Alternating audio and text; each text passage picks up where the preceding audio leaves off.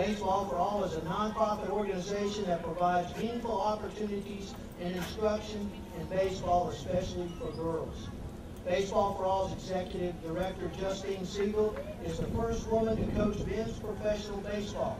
More information can be found on their website, www.baseballforall.com.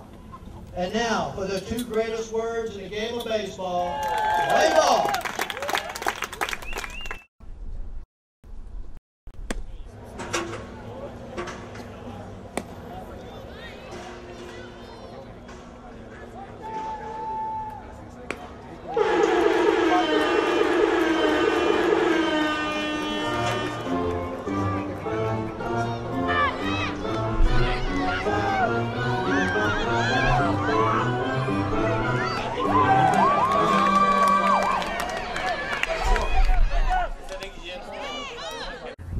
When I was 22, I was a senior in college, and I decided to start a women's baseball program in Cleveland, and it was called Women's Baseball League, and it started as a 4-team league in Cleveland.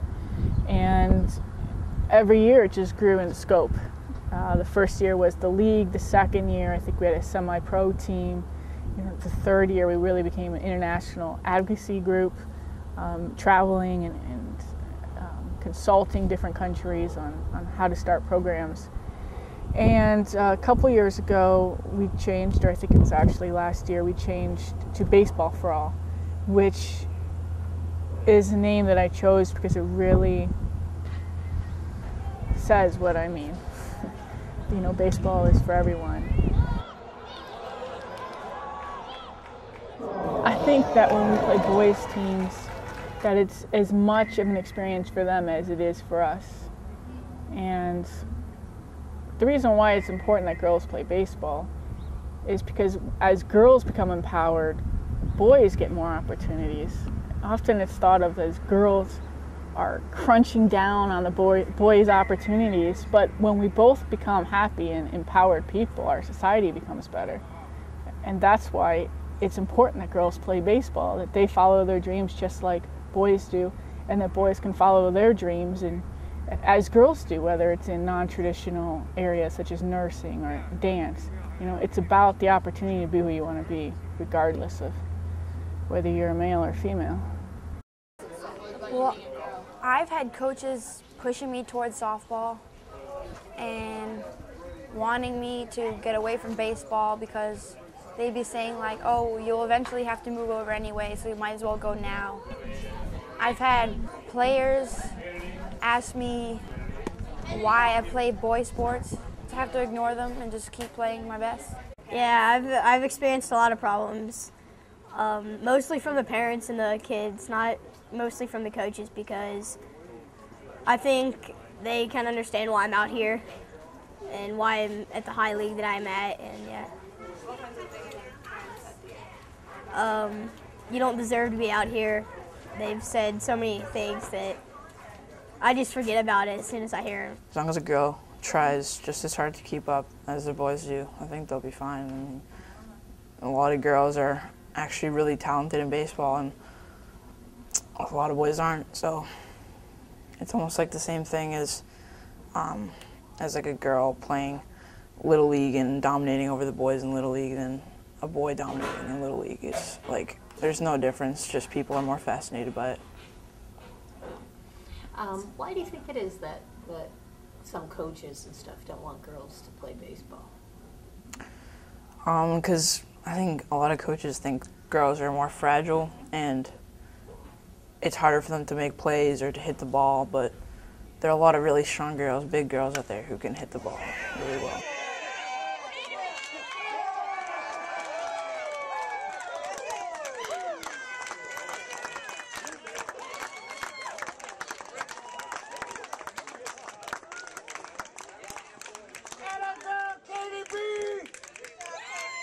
Girls love baseball just like guys do.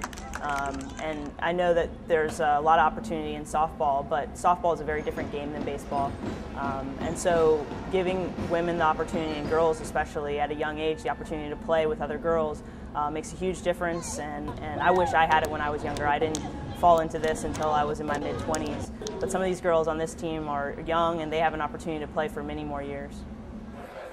I would like to think that there may be a professional league again. Whether she would go to Japan, I don't know. She's got other career challenges that she needs to pursue. And of course that makes it difficult to play, go on playing sport for too long. She's 26 years old. Sometimes she'll have to pursue a career. So, and the fact that women really cannot make a really decent living playing athletics at all, except at tennis and golf, for example. They pretty well have to be able to supplement their income with some other type of job. And that makes it very, very difficult for women, doesn't it? They're not treated the same as men, unfortunately. I recently took a cruise and I brought up the fact that my daughter was going to be playing now in the summer, so on and so forth. Nobody in the table knew that women actually played baseball. And these were very well informed, very intelligent people. They had never heard that there was even a World Cup. So, it's really embarrassing and it's really a shame that women, we still, 2010, we still don't get recognition, even when we do awesome things, It's incredible. Del himno nacional de la República Bolivariana de Venezuela. And now, Bolivarian Republic of Venezuela National Anthem.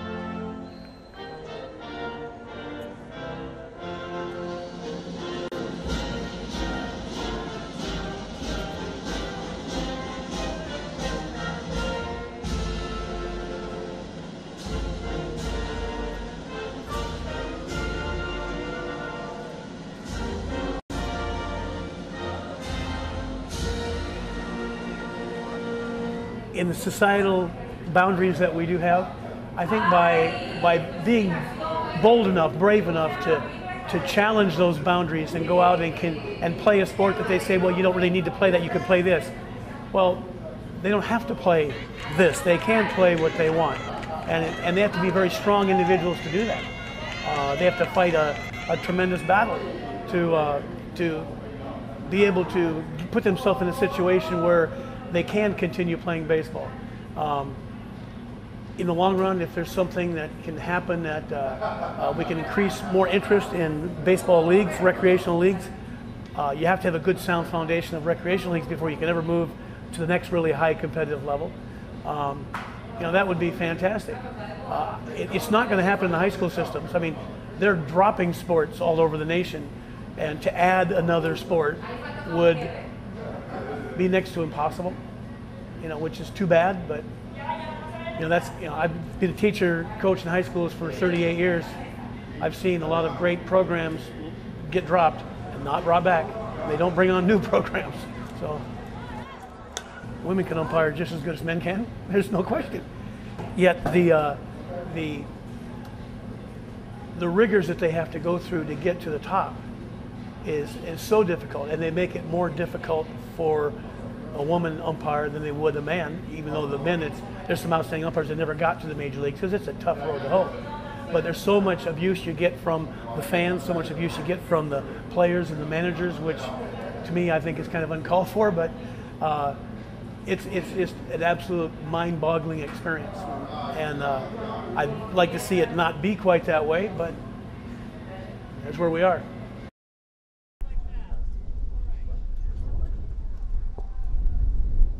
In the 38 years since Bernice Guerra went to court in 1972 and got the courts to throw out the height and weight restrictions that had prevented her, as well as a lot of men, from becoming professional umpires, which they conveniently forget, she got those restrictions thrown out so that a lot of men could become professional umpires also. Since that time, 72, Bernice umpired one game. Then Christine Wren umpired 2 or 3 seasons, made it to AA. Then Pam, then Teresa, then Rhea, then Shayna. That's 7 women in 38 years. That is a pretty, 1 every 6 years. That's a pretty pathetic total. And the reason for that is that there's no longer, you can't say, well, we don't want women, or, you know, we're going to stop women from, you know, being umpires. Or, it's not legal to do that anymore. So what the problem now is just a total inertia on the part of the people in baseball who could make a difference, the men. And as you say, there are not that many women in the baseball arena, even at the administrative positions high up in Major League Baseball. There are, I think, 3 or only 4 assistant general managers in all of Major League Baseball who are women. Of course, there are no coaches, no on-field, very few. I think there was a female trainer that was in the Dodgers uniform a few years ago that Keith Hernandez made such a fuss about. Just a trainer, but she was in uniform and she had the right to be there. But it is funny that you mention about the territorial attitude when women do make it into an arena that's dominated by men, and then they see other women encroaching on the territory that they've worked so hard to get to. It is odd and peculiar and instructive to watch that happen sometimes. It actually happened to me when I umpired a Silver Bullets game back in, I think it was 1996 or 5. I think they were, some of the women players back then were a little taken aback by my presence on the ball field, especially because as an umpire, I actually had more authority than they did. And so they were not exactly warm and fuzzy towards me. It was interesting. But yes, but I think that now as more women and girls are entering into the arenas where previously we were not allowed, or where we just didn't have the motivation to try to penetrate because it seemed so impossible, that as we enter into those arenas in greater numbers, that attitude about being territorial and not helping the women that follow you is evaporating. At least I like to think so. And this is what I always thought that what should happen. I think we need to start a girls' little league, just like the boys have.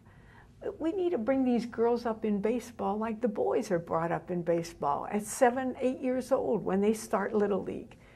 And instead of pushing the girls into the boys' little league, and then by the time they are 12 and they have to get out of little league, now where do they go? If they try to get into pony or whatever that next level is, then it becomes a matchup of boys and girls. In little league, they're kind of even, girls and boys. But they get into that 13, 14-year-old stage, and now the boys are starting to get stronger, and the girls are kind of just there, and it's hard for them, I think, to compete. I never, if people say to me, oh, do you think one day there'll be a girl in the major leagues? I hope to gosh there never is one. I don't ever want to have to see girls competing against men. And that's why I was so disappointed with the Silver Bullets. I thought they had hundreds of girls try out for that Silver Bullets team. They picked 25 girls out of that group. Now they could have made 4 teams. They could have made 2 good teams, toured those girls around the country, playing each other, and got some sort of a girls' baseball league, something started, I thought. But to put them in there with men, and men at the minor league level, which is, I couldn't believe it. I mean, there may be some girls that can compete with men at that level, but I think there are very few of them. Very few girls that compete against men. I don't care how you cut the mustard here, that girls just are not that strong. And I'm so disappointed when the Bullets went with all that talent that they had, all those girls they had, that they couldn't have put 2 teams together, promoted that team. Coors, one of the biggest companies in the world, couldn't have marketed those 2 teams and started some sort of a league at that point in time, instead of going out trying to compete with men. That's just my opinion.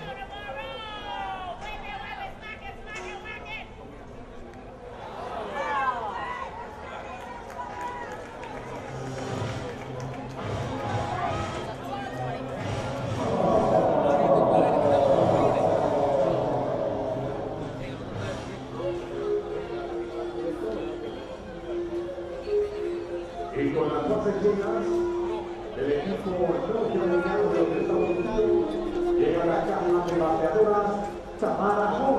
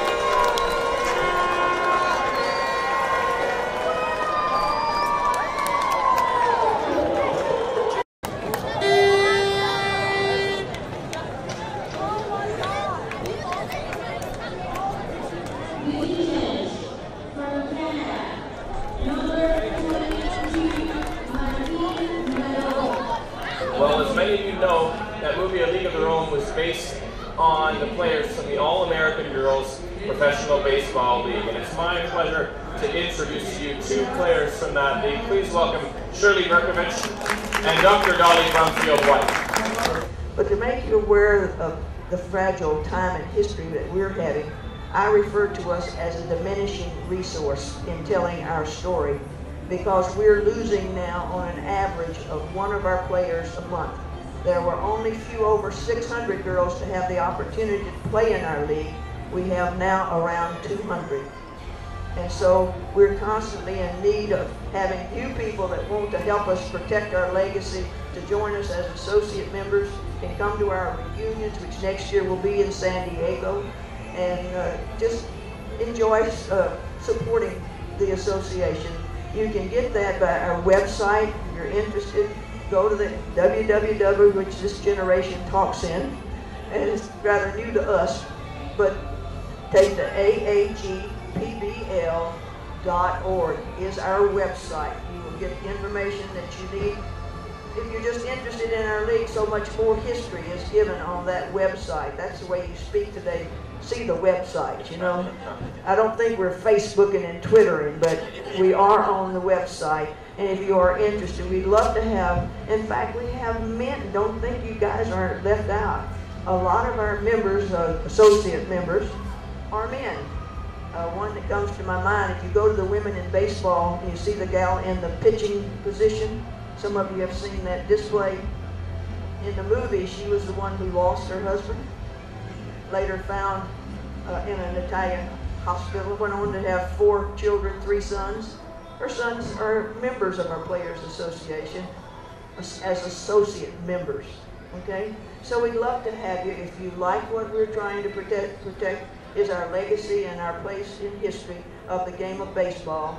We are fast losing people. We have lost 2 of our more prominent members in the last month. One was Dottie Kamenschak, a member of the Rockford Peaches. The name Dottie in the movie was in appreciation for her. She was not a catcher, she was a first baseman, but that. And another one, a great gal from Rhode Island called Lou Arnold. It's a little hard to talk about her right now because we lost her 2 weeks after we lost Cammie. And this is happening to us all the time. So we need help of anybody who has an interest in this part of history, this part of women's history, this part of women's sports history particularly, because there are so few of us left, but we have the support of so many others, so please excuse me. But it's a very emotional time for us. And it is important. We like to come. I've been coming since 2000 to try to share this part of history with the people who come to FanFest, because it's important to us. And another part is that we have girls who want to play baseball today.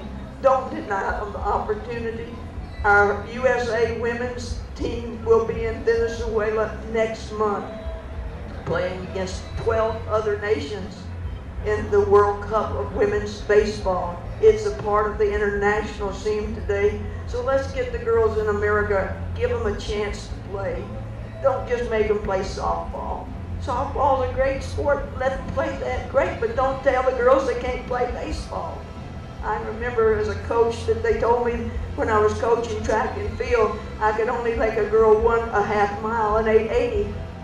We have girls running marathons, don't we? Because you gave them an opportunity. I have a grandmother across the street from me, it's a teacher. She runs marathons. You know, don't tell us we can't, give us an opportunity. And I imagine you've had critics have said things like, well, girls have softball, so why do they need to play baseball? Softball is a sport that is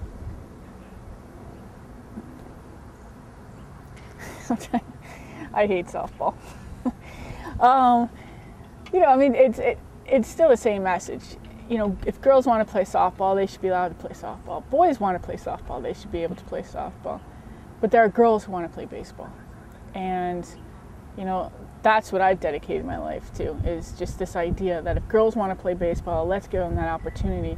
Because if you tell a girl she can't play baseball, what else is she going to believe she can't do just because she's a girl? That's not the kind of society I want to live in. I want a society where we continue to expand and grow together and just become more peaceful. And I think that comes from allowing people to blossom in the way that they want to blossom. Softball is a sport known for girls, but it's just a sport. It's not, sport can't be genderized. Only people genderize sport. You know? So softball and baseball are just two different sports. And I always say, if softball and baseball aren't two different sports, then let's turn Major League Baseball into a softball program. See if it makes a difference.